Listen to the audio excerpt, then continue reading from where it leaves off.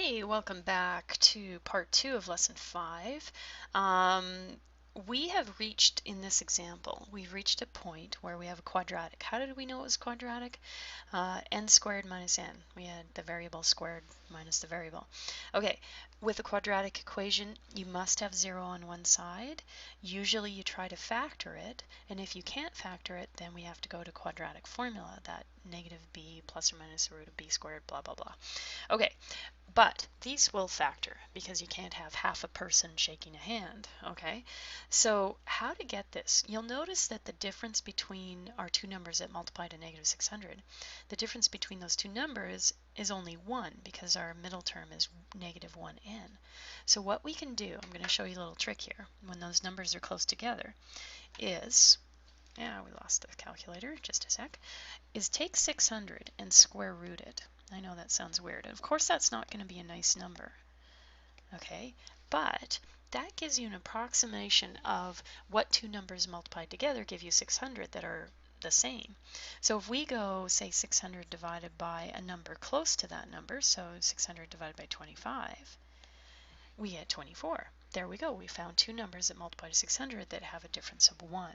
So we know 25 times 24 gives us 600. Now we might have been there forever otherwise, right? Okay, and we want signs are opposite because it's negative 600, and we have a difference of 1, so the bigger one has to be negative. Difference of negative 1, I should say. Okay, so branch each of those off to equal 0, n minus 25 equals 0, n plus 24 could equal 0, and solve each of those equations.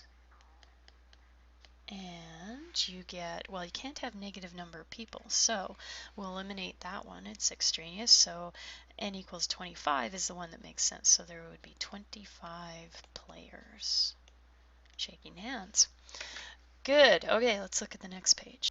Okay, another little twist that could be thrown at you as far as combinations go are things like diagonals, okay, or, well, really you could have anything thrown at you, but this is a common one.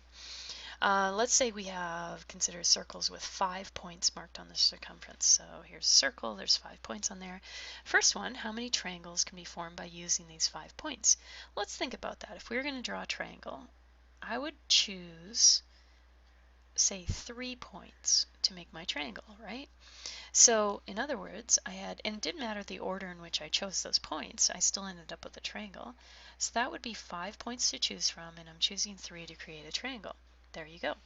Let's look at this one. How many lines, so not triangles this time, just lines, can be drawn connecting 2 points on the circle? And again, we have 5 points to choose from, so I could draw a line here, or I could draw a line over here. So 5 points to choose from, and I'm using 2 of them to create a line. Okay, so all good so far, right? Sketch a regular. The word regular means that all side lengths are the same length and all angles are the same length. That's what the word regular means when it comes to polygons. Okay, and pentagon is 5 sides. Okay, so sides are equal length. Okay, so sketch a regular pentagon. Got it. 5 sides, 5 points. How many lines can be drawn connecting 2 points on the pentagon, including the sides? Okay, well, I could draw a line there, I could draw a line there. Anyways, it would be 5 points to choose from, and I'm connecting 2 of them to create a line. All right, how many of these lines are diagonals? Well, I guess in order to just do the diagonals, which would be the ones that kind of cut across the inside of the polygons, these ones here, this line I drew here, that's not a diagonal, that's a side. So we'd have to take away all the sides, of which there were 5. So if we go 5, choose 2, and then take away 5 of the sides, we would get how many diagonals there would be. Okay, oh, I guess I kind of did that one already, that's fine.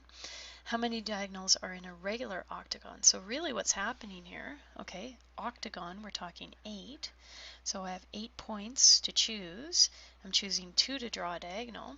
But then I got to take away the sides, of which there are 8, to get how many diagonals there would be. Can't count the sides. So in general, how many diagonals are there if you have n sides? N points to choose from, 2 to make a line. Subtract how many sides you have, and there you go. That's your formula for how many diagonals there are in a polygon. Okay, let's put this to work on example 5. Polygon has 65 diagonals. Oh, they're turning it around. They're giving you how many diagonals. Algebraically determine how many sides it has. Okay, so let's see. That means we don't know how many sides. We're going to call that n. So it'd be n, choose. Now to make a diagonal or a line, we would choose 2 points to connect, right? So n choose 2. Subtract n, because again, we don't know how many sides, and that should equal 65. Okay, now algebraically determine. That means we're not using the calculator and guessing and checking. Okay, so we're going to use, and when you have n choose 2 show up in an equation like this, you need to use your factorial notation. N choose r equals n factorial over n minus r factorial from your formula sheet. So using n and 2 as our n and r, it would look like this, just like on the other question. Okay, still have the minus n, don't forget that. And keep writing every part of this question down, okay? Otherwise you're going to skip stuff. All right, let's see if we can simplify this. We have the n factorial, which I'm going to expand in order to eliminate the other factorial in the denominator, the n minus 2 factorial, just like we did before. 2 factorial, I'm just going to write as a 2. Still have the minus n equals 65. And now that we've done that, we can eliminate n minus 2 factorial, hence getting rid of any factorials. Yay, they're gone. Okay, so now we have, we'll take this back up here, n squared minus n over 2, right, minus n equals 65. Okay, well, we kind of have an ugly fraction. Here's what people mostly make mistakes on this question. They multiply the 2 to the other side, but they forget the fact that this n is here as well. So if you're going to eliminate this 2 from the denominator here, you have to multiply both sides. Both sides, like this term and this term, by 2. Okay, so here, when you multiply it, you'll just end up with the 2 canceling in the denominator, or dividing nicely. Well, we'll be left with n squared minus n. But for the other one, we'll have minus 2n. Okay, that's that 2 being multiplied by this term as well. Equals 65 times 2 is 130. Okay, guess what? We've got a quadratic again. So n squared minus, collect like terms here, minus 3n, bring the 130 over, and we need to factor this. Okay, why don't you guys try that little trick I showed you? It will work if the number's a 3 as well. You just got to keep going close to what you get when you square root 130. Okay, so try and get that factored, and we'll check back and see if you have the same answer. Okay, so when you factor that, we would have gotten 13 times 10 gives you 130, and the 13 would be negative, so that we end up with negative 3n, so n minus 13, n plus 10. Set each of those factors to 0 and solve for n, so we get n equals 13, n equals negative 10. Can't have negative number of sides, so therefore our answer would be 13, as in there are 13 sides in that polygon. All right, great job, you guys. You're ready to go to do the assignments for lessons 4 and 5 on combinations. All right, thanks for listening.